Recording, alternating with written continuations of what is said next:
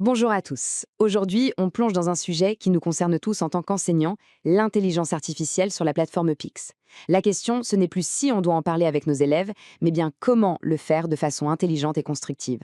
Alors, c'est parti, on va décortiquer ensemble ce guide pour bien déployer les nouveaux parcours sur l'IA. Alors, pour bien commencer, regardons ce chiffre. 90% des élèves de seconde, c'est énorme. En fait, ça nous dit une chose très simple. Notre rôle, ce n'est pas de leur faire découvrir l'IA, ils y sont déjà et massivement. Le vrai défi, et c'est tout l'enjeu de ces parcours PIX, c'est de les accompagner pour qu'ils passent d'une utilisation un peu sauvage, disons-le, à une pratique qui soit vraiment éclairée, critique et surtout responsable. Et justement, pour encadrer tout ça, il y a du nouveau. La passation de ces parcours sur l'IA devient progressivement obligatoire. Pour qui? Pour tous les élèves de 4e, de seconde et de première année de CAP. C'est un message très clair. Savoir utiliser ces outils, ce n'est plus une option, c'est devenu une compétence de base. Bon, alors, comment on fait concrètement? Voilà le plan. D'abord, on va voir comment ça se passe du côté de l'élève. Ensuite, on regardera les deux parcours en détail. Après ça, on passe à la pratique, le déploiement dans Pixorga. Puis, comment on suit les résultats, c'est crucial. Et on finira avec un plan d'action super simple. Allez, première partie, les parcours du point de vue de l'élève. C'est vraiment la base. Pour bien les guider, il faut savoir ce qu'ils vont faire, ce qu'ils vont voir. Alors, le fonctionnement est super simple, en 3 temps. D'abord, l'élève commence par un petit diagnostic, c'est très rapide, entre 3 et 6 minutes. Ça permet à Pix de voir où il en est. Deuxième étape, et c'est là que c'est malin, la plateforme analyse les réponses et, hop, elle crée un programme sur mesure pour lui.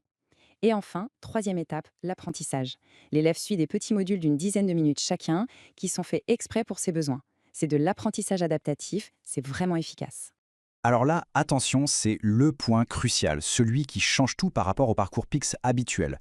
Ces parcours sur l'IA doivent être faits entièrement en établissement scolaire, sous la surveillance d'un adulte. Et surtout, la règle est stricte. Un module commencé doit être terminé d'une traite. Si un élève quitte en plein milieu, sa progression sur ce module est effacée. Il doit tout recommencer. C'est super important de bien leur expliquer avant de démarrer.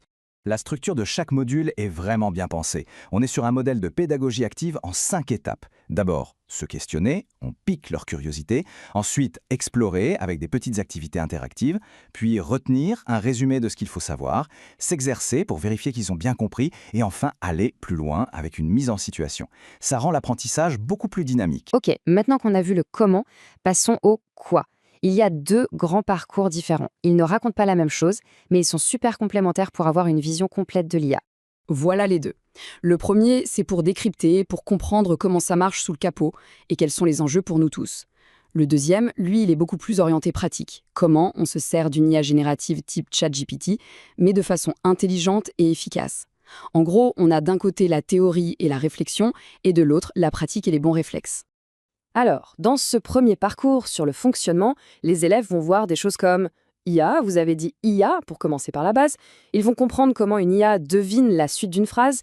Ils vont aussi aborder des sujets un peu plus costauds comme les deepfakes, hyper importants pour l'esprit critique, et même l'écologie parce que oui, une IA, ça consomme de l'énergie. Le but, c'est vraiment de leur donner une bonne culture générale sur le sujet. Pour le deuxième parcours, là, on met les mains dans le cambouis. On commence avec mon premier prompt pour apprendre à bien poser ses questions à l'IA, puis on passe à la vitesse supérieure avec j'améliore mes prompts. Et surtout, il y a deux modules super importants pour ne pas se faire avoir, un sur les hallucinations de l'IA, quand elle invente complètement des choses, et un autre sur les biais, pour comprendre qu'une IA peut répéter les stéréotypes qu'on trouve dans la société. Bon, on a vu ce que font les élèves. Maintenant, retour à notre casquette de prof, comment on organise tout ça. Sans surprise, tout se passe dans notre espace Pixorga. Et là, bonne nouvelle, c'est ultra simple. Vous vous connectez à Pixorga, vous allez dans la section Campagne et vous allez voir un nouvel onglet Parcours apprenant. Le truc génial, c'est qu'il n'y a rien à créer, tout est déjà là, prêt à l'emploi. Il suffit de trouver le bon parcours pour votre niveau, de cliquer dessus, de copier le code et de le donner aux élèves. C'est littéralement un copier-coller. Ok, donner le code, c'est fait. Mais le travail ne s'arrête pas là. Bien au contraire. C'est maintenant que le pilotage pédagogique commence vraiment, grâce au suivi des résultats. Et c'est là que Pixorga montre toute sa puissance. Le premier endroit où regarder, c'est l'onglet Activités. C'est votre tableau de bord. En un coup d'œil, vous avez une vue d'ensemble sur ce qui se passe dans la classe. Sur cette page, vous avez les infos essentielles. Le nombre total d'élèves qui ont entré le code et combien ont vraiment tout fini. Mais le plus utile, ce sont les colonnes de progression. La colonne campagne, c'est pour le diagnostic de départ. La colonne module, c'est pour la formation personnalisée. Et il y a un filtre très pratique. on peut afficher uniquement les élèves avec le statut « à faire ». C'est nouveau et super efficace pour repérer et relancer ceux qui n'ont pas encore démarré. Maintenant, si on veut creuser un peu et ne pas s'arrêter au simple fini ou pas fini, on clique sur voir le détail de la campagne. Là, on entre vraiment dans l'analyse fine des résultats du diagnostic. Et là, ce tableau, c'est une vraie mine d'informations. Pour chaque élève, on a son score global avec les petites étoiles, mais surtout, on a le détail par compétence. Regardez Morgane, par exemple. Elle a un super score global, 3 étoiles, mais on voit qu'en création de contenu, elle est à 50%. C'est hyper précieux, ça nous permet de savoir exactement où elle a besoin d'un petit coup de pouce. Si vous allez dans l'onglet Analyse, vous trouverez aussi ce graphique, le positionnement global. Le nom a l'air un peu technique, mais en fait, c'est tout bête. La grande barre blanche, c'est le score maximum possible. La barre violette, c'est le score que l'élève a obtenu.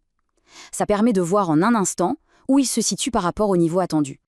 Ok, on a vu pas mal de choses. Pour que tout soit bien clair, on va résumer ça sous forme d'un petit plan d'action. 5 étapes toutes simples pour bien démarrer. Alors, étape 1, communiquer. On prend 5 minutes pour expliquer aux élèves pourquoi on fait ça et surtout, on leur donne la fameuse règle d'or sur les modules à ne pas quitter. Étape 2, diffuser. On va sur Pixorga, on copie le code, on le partage. Simple. Étape 3, suivre. On jette un œil régulièrement sur l'onglet Activités pour voir où en est tout le monde. Étape 4, analyser. On va un peu plus loin que le suivi, on regarde les détails pour voir qui a besoin d'aide et sur quoi.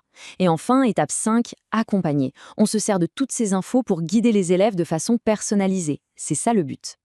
Voilà, il ne faut pas voir ça comme une simple obligation administrative de plus. C'est une vraie opportunité. L'occasion de donner à nos élèves les clés pour comprendre le monde qui les attend. Finalement, la vraie question, ce n'est plus pourquoi le faire, mais comment allons-nous le faire du mieux possible. Alors, prêt à former la génération IA ?